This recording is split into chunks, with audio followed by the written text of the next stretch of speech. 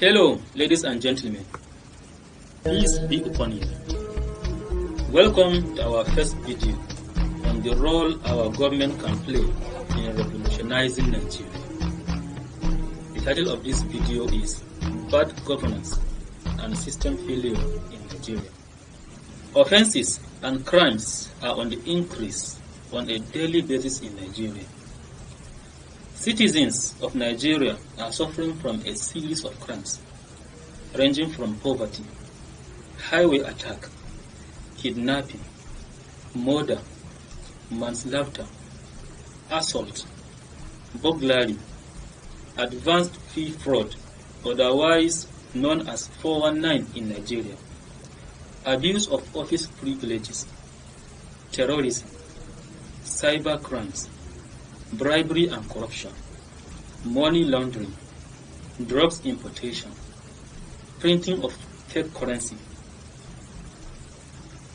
human trafficking, rape, child and sexual abuse, piracy, smuggling, police brutality and hostility, election malpractices, political thuggery, theft of vehicles and other valuable properties, and so on.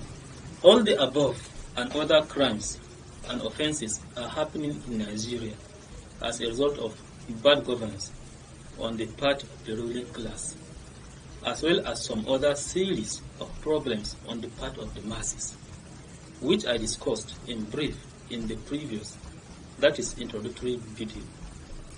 The government failed in Nigeria as a result of a number of reasons, which, God willing, I will list below as follows.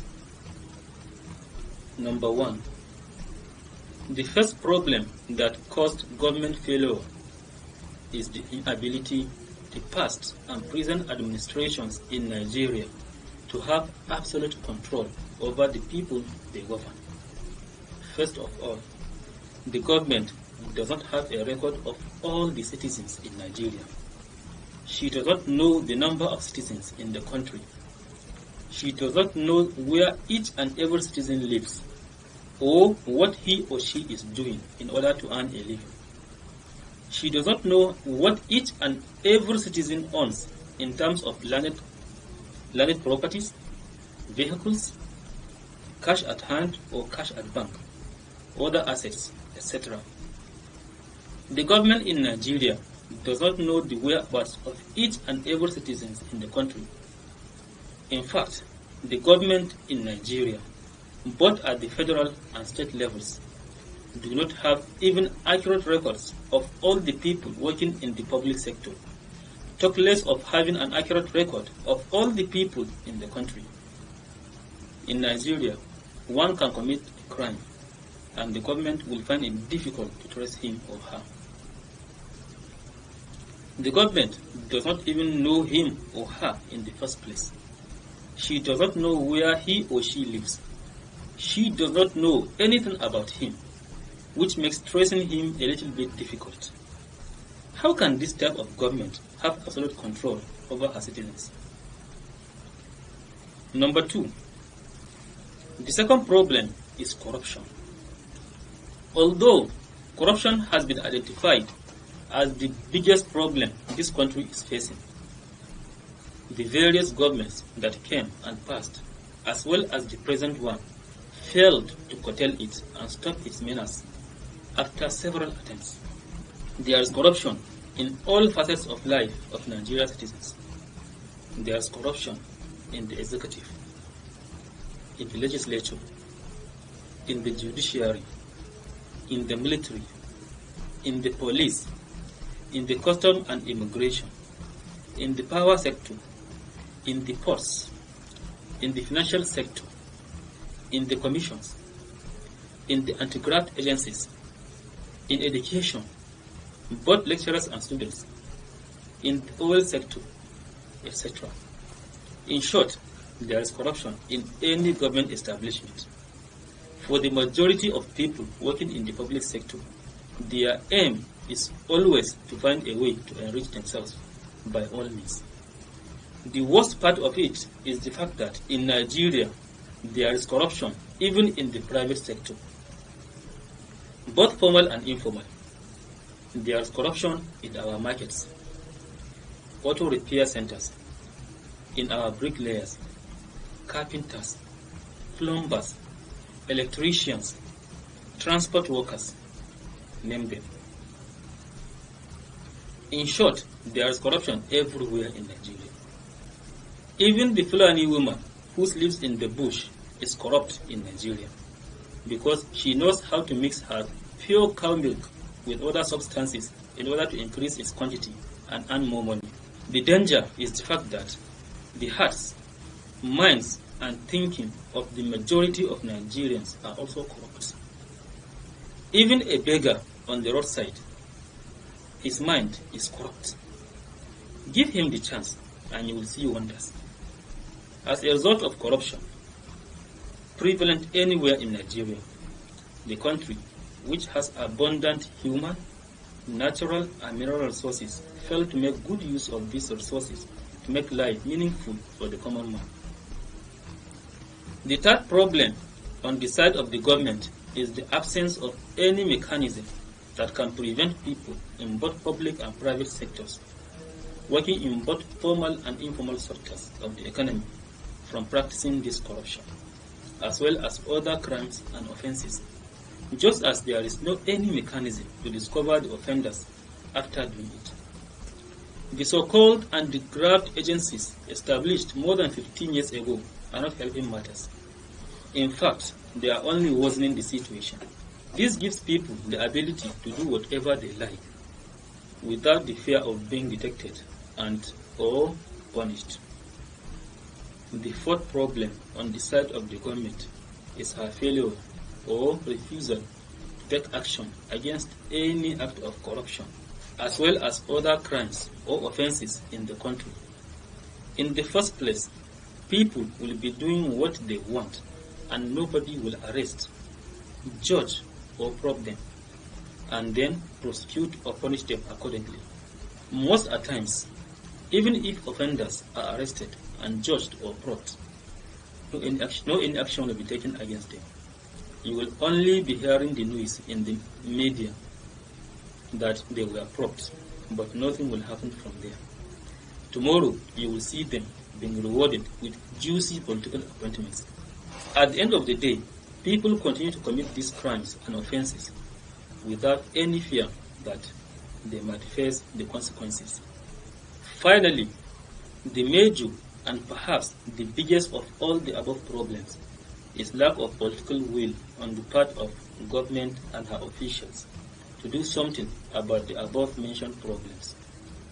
And for those who want to do something about it, it is either they do it on individual basis without anybody to support them, or don't know how to go about it, or they are afraid of being killed, injured, or loss of their jobs, because in Nigeria today, the moment you say that you want to be honest and you want honesty to be practiced, you want corruption and other crimes to be wiped out of this country, then your life or job is automatically in danger.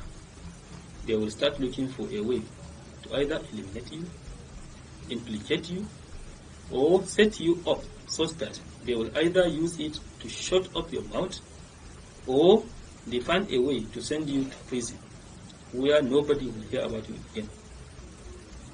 Fortunately enough, the present president of Nigeria, President Muhammad Buhari, came with the sole aim of eliminating these vices in order to make life meaningful to the common man in Nigeria.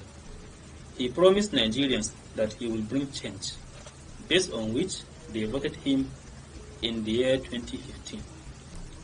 Due to the fact that these vices have radical, yet very simple solutions in terms of implementation, this is the best time to come up with initiatives that may help in eradicating them and continue to circulate them around until they reach the ears of the people concerned, who may think of adopting and implementing them. The question now is, what are these solutions? The answer to this question is that all the government needs to eradicate these vices is to as I earlier said, have absolute control over the citizens, as well as political will to do so. And the institutions required to achieve this absolute control are: number one, banks. This is where the Central Bank of Nigeria comes in. Number two, telecommunication companies. This is where the Ministry of Communication and Digital Economy comes in. Number three, information and communication technology companies. This is where the National Information Technology Development Agency, NITDA, comes in. Number four, security agencies.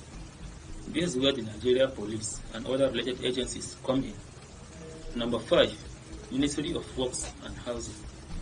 Number six, Vehicle Inspection Office, VIO, and Vehicle Inspection Service, VIS. Number seven, special commissions, both existing and potential ones that the government is to create. Number eight, other government agencies. God willing, in the subsequent videos, I will explain the role each of the above institutions play in eradicating poverty, joblessness, as well as offenses and crimes in Nigeria. Ladies and gentlemen, thank you for listening. If your dream is to wake up and see a new Nigeria, free from corruption, crimes, joblessness, and poverty, then join us at Niger Digital Revolution and contribute your quota by sharing this and other related videos, liking us on YouTube, Facebook, Twitter, and Instagram, and subscribing to our YouTube channel. All these are ways to encourage and support us to achieve this objective. You are also required to register with us in order to form a strong union for the eradication of corruption, crimes, as well as other negative characters and attitudes from among us by clicking on this link, which you can find below, or visiting the homepage of our website, sites.google.com/site/Niger Digital Revolution/home, and clicking on the red link. In order to find us on the social media, just search for Niger Digital Revolution on Google, YouTube, or Facebook. We are also Twitter and Instagram. You can watch our videos, listen to our audios, or read our articles from our website or any of the above medias.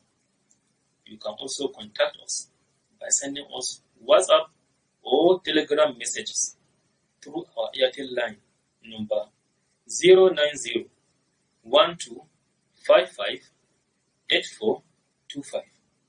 Please don't call or send text messages. Once again, thank you for listening. May God help us.